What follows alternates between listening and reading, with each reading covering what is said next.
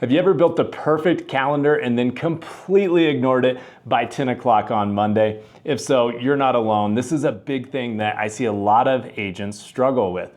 And the reason is real estate's very reactive. We never know when a client's gonna call and wanna go on a showing, or they're gonna want us to come over to list their house, and it's easy to say yes and go do that versus stick to a calendar and have designated times that you do that every single week.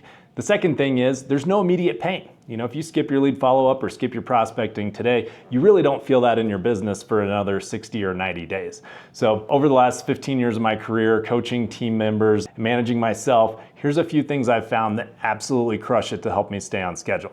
First off, daily action plan. So this is just a one-page sheet that goes through, here's my lead follow-up for the day.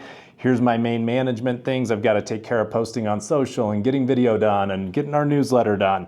So get the daily action plan in place so when you start your day, whether that's 5 a.m. or 8 a.m. or 9 a.m., you have a place to start. And you pull that out, here's where we start our day. Here's what I'm gonna go through. I'm gonna get through this calendar perfect. But having that in writing, keeping it in your hand, I saw a lot of success come from just having this available every day, so I got a checklist to run from. Number two is reduce the number of choices that you've got to make.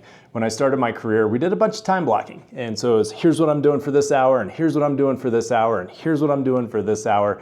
But what I found is it was a lot of choices and a lot of places that I could get derailed.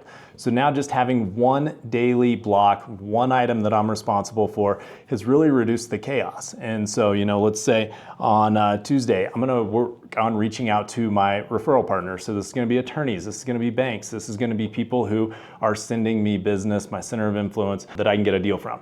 And then let's say on Wednesday, I wanna do video. On Thursday, I wanna make sure my newsletter's done. On Friday, I wanna have a big day of follow-up so I can get any buyers out in the field for new listings that hit the market Thursday or Friday.